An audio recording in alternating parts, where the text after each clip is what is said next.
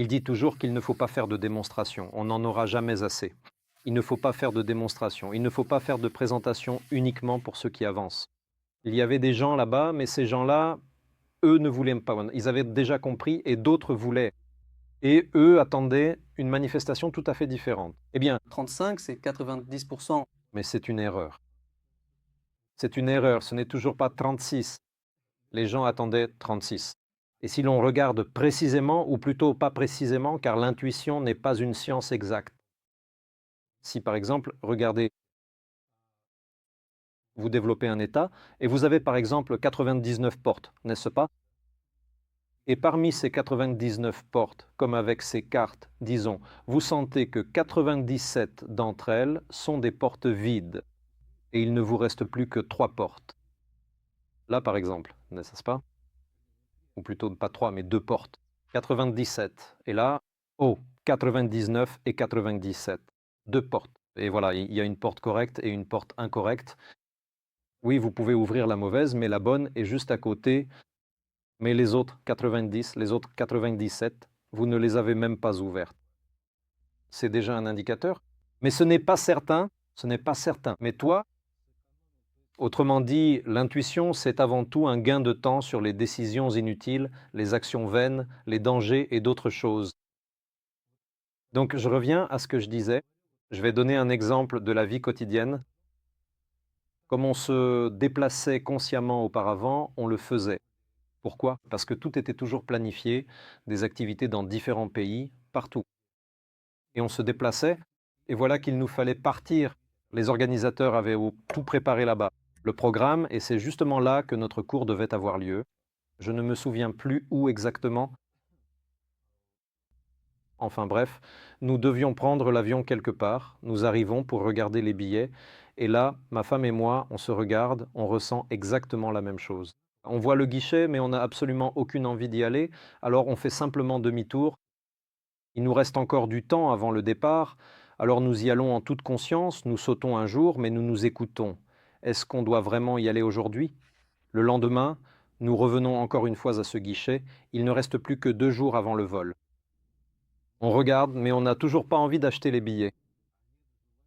Bon, d'accord, je me demande si c'est juste moi ou elle aussi, alors je lui demande, et elle me répond, bizarrement, qu'elle non plus n'a pas envie.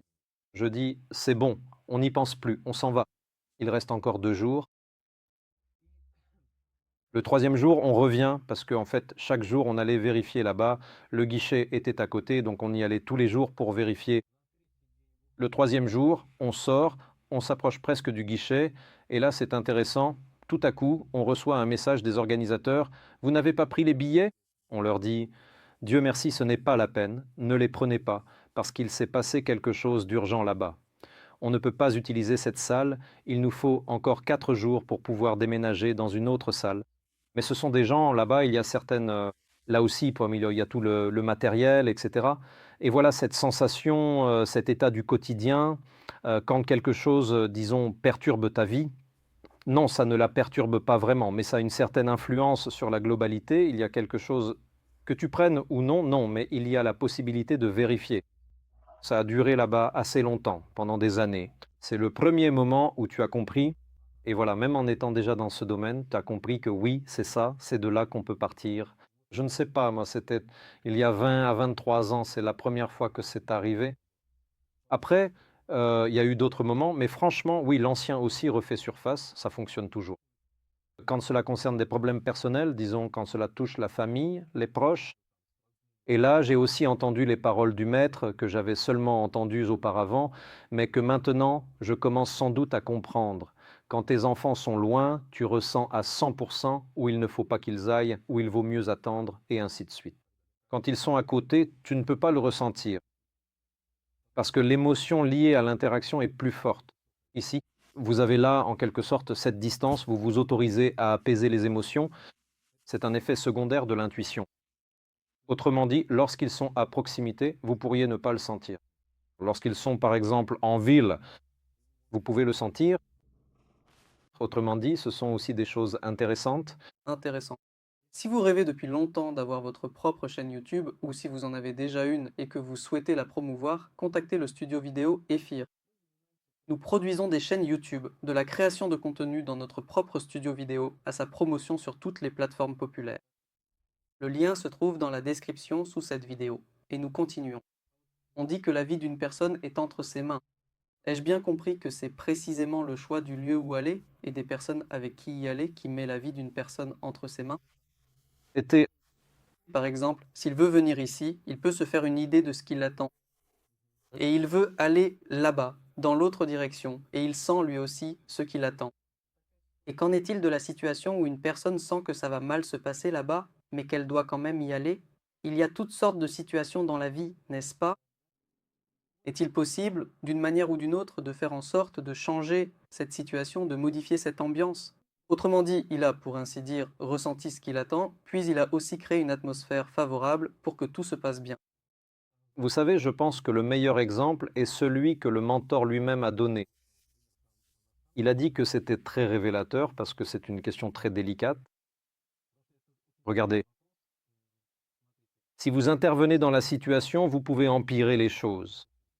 Il semble que vous essayez de changer la situation, que vous voulez l'améliorer et pour que tout se passe bien là-bas, mais en réalité, cela peut tourner au pire parce que vous vous immiscez dans cette situation.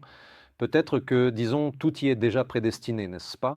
Et vous, avec les meilleures intentions, essayez apparemment d'améliorer les choses.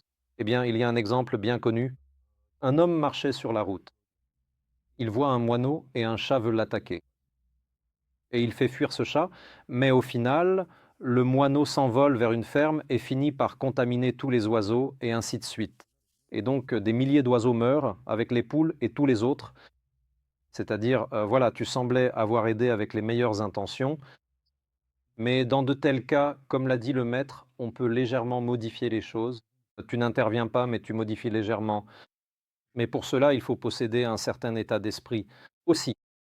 Et le maître dit, par exemple, je vois qu'un élève sort de son appartement et la corniche s'effondre. Voilà, c'est la sortie principale, oui, et la corniche s'effondre. Si tu lui dis de ne pas sortir, eh bien ce serait étrange, n'est-ce pas? Si tu lui dis de sortir et de courir, ce serait étrange aussi, juste pour qu'il passe en courant pendant que la corniche tombe. Si tu lui dis encore autre chose, eh bien tout cela sonnera bizarrement. Mais il y a aussi ton intervention parce que peut-être qu'il passera et cette corniche pourrait tomber sur plusieurs personnes si tu interviens. Et là aussi, il n'y a pas d'interférence. Il faut le comprendre et l'entendre. C'est très subtil. Que fait-il?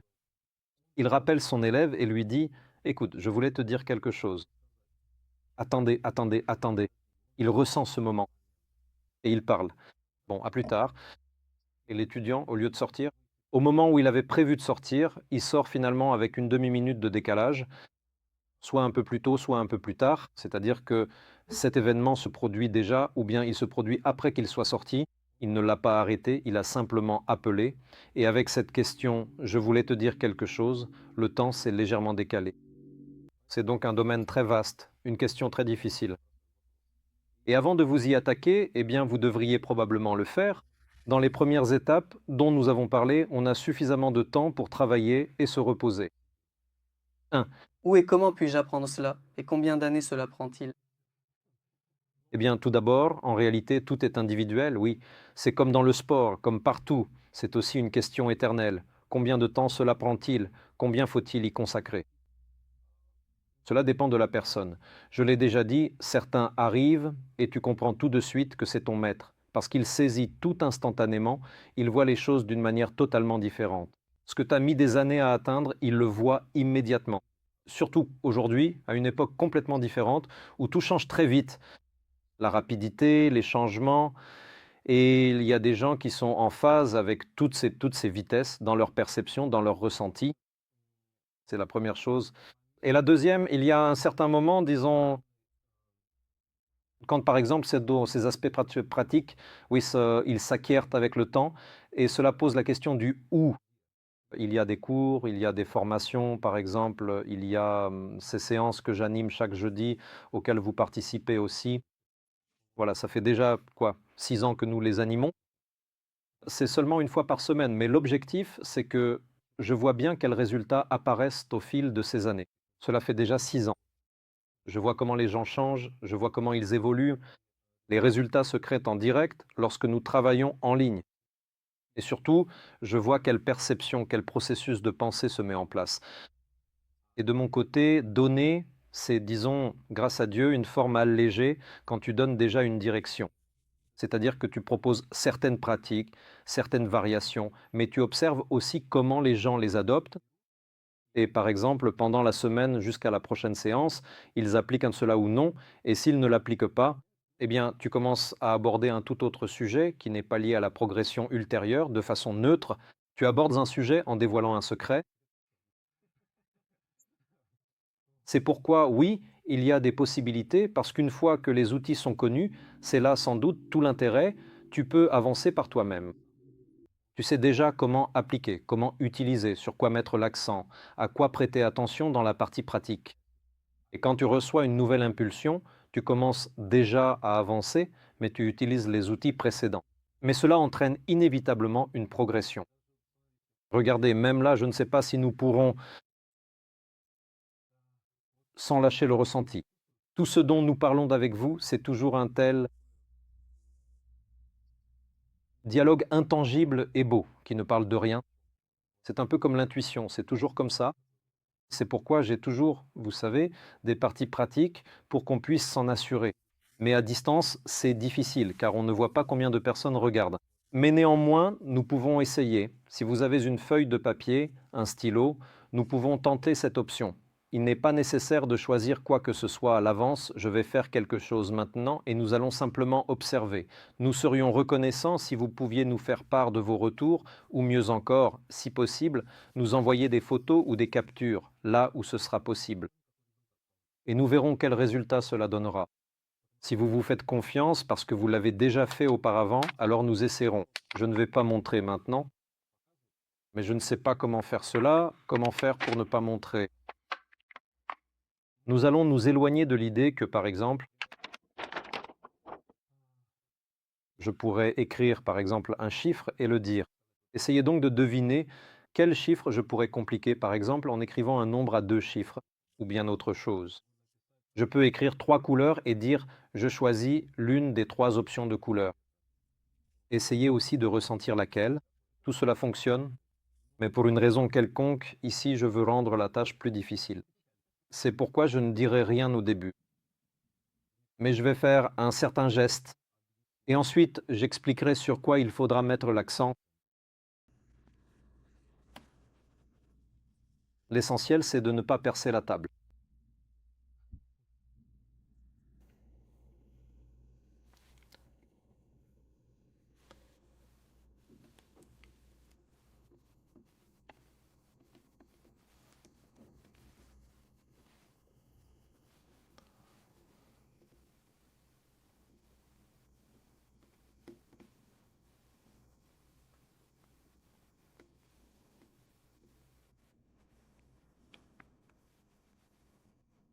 Je termine déjà.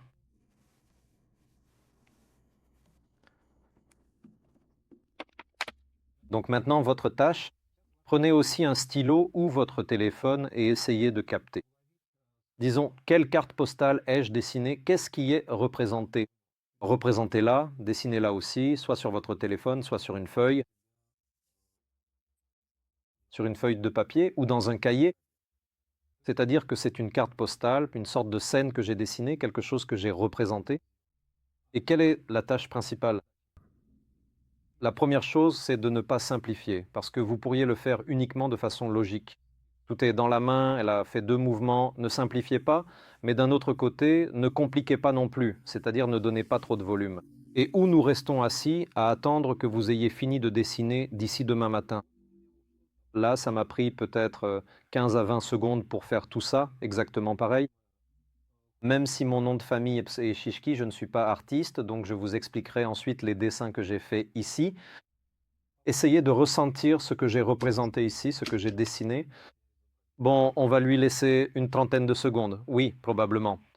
On peut soit le faire, soit le montrer à la fin de la vidéo, Oui, ou alors publiez-le simplement sur Telegram et montrez-le. nous ne le montrerons peut-être pas tout de suite. Oui, on peut laisser ça comme ça. Nous poursuivons à la fin de la vidéo ou sur Telegram, c'est là que nous publions la réponse, il s'avère. Enveloppe secrète, Et est-ce qu'ils peuvent simplement écrire dans les commentaires ou doivent-ils dessiner? il vaut mieux, écoutez, je vais vous dire, parfois les mains sont plus intelligentes que la tête. Donc, ce qu'ils peuvent dire à voix haute, oui, c'est possible. Mais si la personne dessine, on parle aussi du corps, on ne s'éloigne pas de CA. Il s'écoute, il observe où sa main se dirige, dans quelle direction, comment il dessine, ce qu'il représente. Et là, simplement, bon, je vais peut-être aller un peu trop vite, je ne vais pas tout dévoiler, mais ce n'est pas ce qui est important. Disons, même ce qui sera représenté là. Et cela a son importance. Mais ce qui compte, c'est l'emplacement, où et comment c'est placé. Certains détails sont importants que nous allons ensuite, je ne vais pas tout révéler, sinon tout sera dévoilé. Autrement dit, il est très important de mettre l'accent sur ce point parce que cela semble complètement différent là-bas. Mais il existe des nuances qui sont exactement les mêmes. De quoi les gens ont-ils exactement besoin de se sentir en ce moment? C'est-à-dire qu'ils s'assoient et regardent des vidéos comme ça. Que ressentir? J'ai faim, il y a autre chose. Et que devraient-ils attraper? C'est-à-dire une sorte d'image dans Ce contexte, oui, oui, oui. ici il s'agit justement de faire confiance. Donc regardez, il faut faire confiance et saisir son vrai soi. Peut-être que qu'une image vous est venue, quelque chose, et vous l'avez simplement dessinée. Oui, une sorte d'image. Ou bien vous faites confiance à ce que j'ai dit, à ce que fait votre main. Ou bien vous faites confiance à ce que vous dessinez et vous ressentez une certaine chaleur. Et vous, ici, il y a de la chaleur et là, une certaine rigueur. Elle est apparue et vous avez représenté cette rigueur. Autrement dit, écoutez vraiment toutes sortes de manifestations, mais essayez, vous savez, comme il y a l'imagination, je vais vous donner un petit indice. Quelle est la différence entre l'imagination et l'intuition? L'imagination se manifeste très souvent immédiatement sous forme d'une image comme ça. Bien qu'il y ait aussi l'intuition qui peut être instantanée, oui, là aussi il faut prendre en compte de nombreux détails, mais l'imagination se manifeste très souvent par une image vive et intense. Quant à l'intuition, c'est pourquoi je vous demande de dessiner et de prêter attention aux détails. L'intuition se manifeste, l'image apparaît à travers les détails. Alors, à quoi peut-on prêter attention? Par exemple, vous avez dessiné un détail, puis vous avez eu envie d'en dessiner un autre, un troisième détail, un quatrième, un cinquième. Et à partir de ces détails, ils peuvent simplement rester dans votre tête, vous ne les exprimez pas tout de suite, mais c'est à partir de ces détails que vous faites apparaître l'image. Ici, très souvent, ce sont les détails, notamment l'image intuitive, qui révèlent quelque chose de plus concret que la partie fantasmée. Un. Si plusieurs situations se présentaient, par exemple des images comme et ceci, Et ça, mais ici et maintenant, oui, c'est comme si on était de nouveau dans la vie. Si vous ressentez cette avidité, ceci, cela, encore cela, alors il faut ressentir non seulement ce qui vous appartient, mais aussi ce qui m'appartient. Mais qu'ai-je représenté là-bas? Laquelle de ces trois choses se rapproche le plus de la mienne? Ce n'est pas seulement votre désir. Moi, je veux ceci parce que je préfère cela, mais essayez de ne pas seulement vous écouter vous-même, mais aussi de m'entendre à distance. Essayez. mais il arrive sans doute qu'il n'y ait rien du tout qui vienne. Oui, ça arrive, ça arrive. Dans ce cas-là, que peut faire une personne? Changer d'activité, marcher un peu? Oui, c'est possible. Il y a beaucoup d'options. Si c'est un blocage, rien ne vient du tout. Vous savez, c'est comme, je me souviens d'un moment où une personne, je dis créer du plaisir. Il dit je ne peux pas créer de plaisir. Je dis créer du plaisir. Il dit je ne peux pas. Je dis vous savez, je ne croirai jamais de ma vie qu'en toute votre existence, il n'y a pas eu au moins 30 secondes où vous avez ressenti du plaisir. Autrement dit, c'est un choix de sa part de ne pas créer de plaisir. Donc si rien ne vient, on peut faire la même chose, mais rien ne me vient. Mais si, comme vous l'avez dit, on peut se distraire, partir, regarder quelque part par la fenêtre ou autre chose, puis revenir, d'ailleurs c'est aussi l'une des méthodes, vous revenez et la première chose qui vous vient à l'esprit, vous l'exprimez. Cela aussi peut fonctionner. C'est-à-dire que dans le domaine de l'intuition, c'est justement le moment où il faut à chaque fois chercher où vous êtes authentique, où vous ne l'êtes pas. C'est tout le temps un passage d'ici à là, tout le temps. Autrement dit, quand tu crées déjà un enrichissement ici, tu commences à ressentir, eh bien, la vie, elle est justement ici. Ce sont, disons, des projets, des affaires, mais ici, dans ce domaine, c'est encore plus. Mais C'est justement l'universalité, quand ces mêmes projets, le business et tout le reste se combinent avec cela. C'est là qu'un mélange explosif se crée. Parce que tu vis à travers ça, tu le ressens et tu ressens aussi les clients et tout ce que tu peux offrir, parce que tu ne fais pas simplement les choses parce qu'il le faut, mais tu les vis vraiment. C'est un état d'esprit et cet état, disons, il agit comme un aimant, il attire. Tu ne le fais pas exprès parce que tu vis dans cet état et tu commences à capter des choses. Pourquoi, par exemple, le mentor dit-il: «J'adore les moments de crise, j'adore ces instants où il se passe quelque chose dans le monde». Parce que c'est justement à ce moment-là que les personnes sensibles perçoivent ce dont les gens ont besoin, ce qu'il faut leur apporter. Prenons l'exemple du Covid. Qu'est-ce qui s'est passé pendant le Covid? Qui a su tirer son épingle du jeu et s'est mis à monter? Les services de livraison. Tout était fermé, tout était à l'arrêt, mais les services de livraison continuaient de fonctionner. Donc ceux qui ont su saisir cela, et ensuite, qu'est-ce qui s'est passé pendant le Covid? Zoom aussi, par exemple, a explosé. Voilà. C'est-à-dire que des gens ont su capter cela. La crise, ben, c'est toujours une opportunité de croissance, mais si tu es sur cette vague de sensibilité, tu ressens dans quelle direction il faut aller. Si tu restes dans un schéma tout fait, tu te rends compte que ça ne marche pas, que rien ne fonctionne, et alors seules les émotions commencent à te serrer et à créer un sentiment d'impuissance, un état de désespoir. à monter. Je voudrais vous remercier. Bon, c'est évident qu'on pourrait en parler encore longtemps. Je dirais que c'est probablement la première partie parce que pour ma part, je dirais, disons que pour commencer, c'est un peu comme un premier essai. Oui, on a juste discuté de ce que c'est, de comment ça fonctionne, mais ce n'est pas encore tout à fait abouti. C'est clair, ce n'est pas encore tout à fait concret, mais j'aimerais que la prochaine fois, si Dieu le veut, on puisse structurer les choses comme il se doit, de façon plus précise, disons, donner des instructions, même si ce n'est peut-être pas le mot le plus élégant, mais au moins des orientations plus claires. Disons, discuter de la façon de pratiquer, sur quoi il faut mettre l'accent. Parce que, bon, on ne peut pas tout aborder en une seule conversation. Et puis, ce n'est pas de ma faute, c'est la vôtre. Vous posez de telles questions. Eh bien, je n'ai pas encore fini, je voulais remercier quelqu'un d'autre. J'ai encore des questions. Je sais que tu en as. Je viens à vos cours hebdomadaires depuis plusieurs années déjà, ça doit faire la troisième année. Et ce que vous enseignez pendant les cours, c'est vraiment du fond du cœur, ce n'est pas de la publicité payée, loin de là. Je veux partager Des manifestations physiques. qui apparaissent après que l'on travaille sur soi, qu'on essaie d'une certaine manière de travailler sur soi, on peut le dire ainsi. Voilà. Et grâce à vos cours, j'ai ressenti à un moment donné une sensibilité, enfin, comment dire, une sensation, une seule. J'ai eu envie d'un studio vidéo, voilà. Un endroit où je pourrais m'asseoir avec des gens, des personnes intéressantes, poser des questions et enregistrer des interviews. Et en fait, ce studio est littéralement né en une soirée, c'est-à-dire que ce même soir, Ici, oui, regardez. Je vous attrape là maintenant. Racontez justement, directement. Je vais vous guider. Alors ici, s'il vous plaît, plus en détail. Ici, voilà le détail. Allez-y, racontez comment tout cela s'est passé. Ça m'intéresse. j'ai eu envie justement de tourner une vidéo. Depuis longtemps, j'avais ce désir d'avoir un studio. Qu'est-ce que ça veut dire? J'ai eu envie. Maintenant, à titre d'exemple, nous allons voir ce qu'est l'intuition. C'était un sentiment comme ça. Comment ce sentiment se manifestait-il chez vous? Ça se manifestait dans le corps?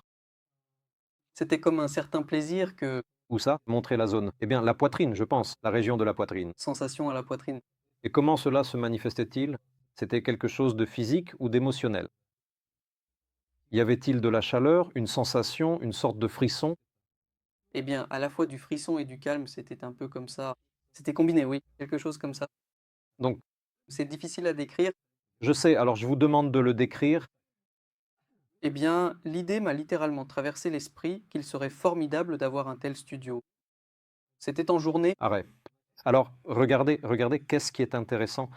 Vous nous donnez maintenant toutes les instructions, vous corrigez toutes nos conversations, vous nous expliquez maintenant comment faire. Pourquoi? Parce que voyez-vous, le plus important, c'est cet état d'ouverture, ce frisson des sensations. Et puis vous avez dit, ce serait formidable. C'est-à-dire, voyez-vous, c'est l'état d'un enfant. Les enfants, quand ils rêvent de quelque chose, ce n'est pas pour eux de frontières.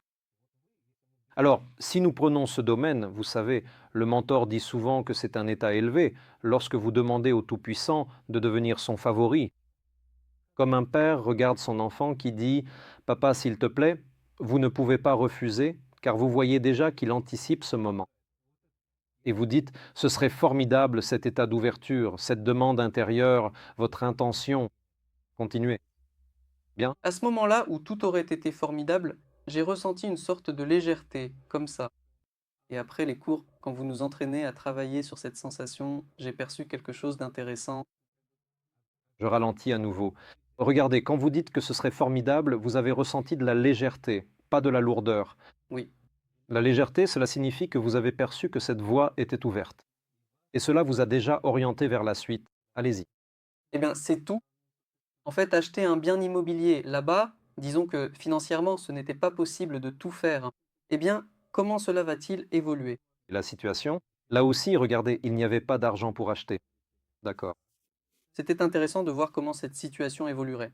Mais je comprenais qu'au fond de moi, j'avais confiance que quelque chose allait arriver. Comment cela arriverait restait incompréhensible. Le soir, ce même jour, le soir. Je vais m'arrêter aussi. Regardez, dans l'intuition. Quand vous ressentez, quand vous captez cela, que quelque chose va arriver et qu'une légèreté apparaît, peu importe comment, si une personne se concentre sur le comment, elle s'encombre de ses comment, alors que vous avancez, vous comprenez? Tous ces comment tombent parce que c'est ce flux et cette source intérieure de force qui commencent à vous guider, dont nous parlerons plus tard, c'est le territoire de la formation. Lorsque vous lancez votre intention depuis la source, à 2 ou 3 doigts du nombril jusqu'au cœur, la voie s'ouvre devant vous, sans comment. Oui, je m'excuse. Non, non. Voilà. Ce soir-là, une idée m'est venue. Donc, nous étions assis avec ma femme, en train de boire du thé, et l'idée m'est venue qu'on pouvait prendre un crédit immobilier et que les intérêts, c'est-à-dire les paiements hypothécaires, pourraient être couverts en gros par les services que l'on pourrait proposer dans ce studio vidéo. C'est-à-dire que ce studio vidéo ne serait pas seulement pour nous, mais aussi pour d'autres personnes, afin que d'autres puissent venir tourner des vidéos, des podcasts, donner des cours, organiser des webinaires, etc. Et grâce à ce service, couvrir en conséquence le crédit immobilier. Donc, en quelque sorte, une combinaison est née. Maintenant, Encore une fois, regardez, il y a un ressenti qu'il n'arrive pas à décrire, des sentiments qui le guident. Mais ce dont je parlais et pourquoi je dis que Denis résume maintenant sous forme condensée tout notre dialogue, il y a un territoire d'équilibre, c'est-à-dire le crédit immobilier, le schéma, la logique, comment faire les choses. Autrement dit, vous êtes dans un état d'équilibre, vous comprenez? Vous n'avez pas simplement commencé en vous disant je vais y aller et je vais faire ça. Non, il y a aussi la logique. Comment couvrir ce crédit immobilier avec d'autres options? ce même soir, c'est-à-dire que l'idée est venue tout de suite, le schéma, voilà, on est allé sur Avito, on a regardé les annonces, il fallait un rez-de-chaussée pour que ce soit pratique pour les gens de venir, et à côté, là où j'habite, pour ne pas avoir à aller loin. On a trouvé un appartement, on a appelé tout de suite, on est arrivé une demi-heure plus tard, et une semaine après, on avait déjà conclu la transaction, c'est-à-dire que tout s'est fait instantanément, avec facilité, tout s'est passé comme ça. Donc en gros, en l'espace d'une soirée, Oui, en l'espace d'une soirée exceptionnelle, du moment où l'idée est apparue jusqu'à la poignée de main avec le vendeur. félicitations, merci. Voilà, Denis, c'est comme ça que ça marche. Parce que regardez, il n'y a pas de souffrance. Avez-vous eu des souffrances dans votre choix? Parce que vous faites confiance à votre sensation de légèreté. Deuxièmement, en faisant confiance à cette légèreté, une option s'offre à vous et la logique ne se torture pas non plus. Elle comprend, d'accord. Donc regardez, l'intuition. En quoi est-ce mauvais lorsque, en plus de penser, vous ressentez aussi? Eh bien, ce n'est pas mauvais. Et c'est exactement ce qui vous est arrivé. Vous ressentez, mais vous réfléchissez aussi, comme avec le crédit immobilier. Mais lorsque vous ne faites que penser et que les sentiments sont étouffés, c'est là qu'un déséquilibre peut survenir.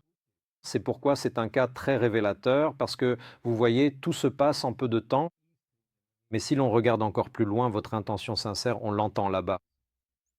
Parce que vous n'avez pas de doute, et quand il n'y a pas de doute, quand il y a de l'ouverture, c'est là qu'on y prête attention. À cela,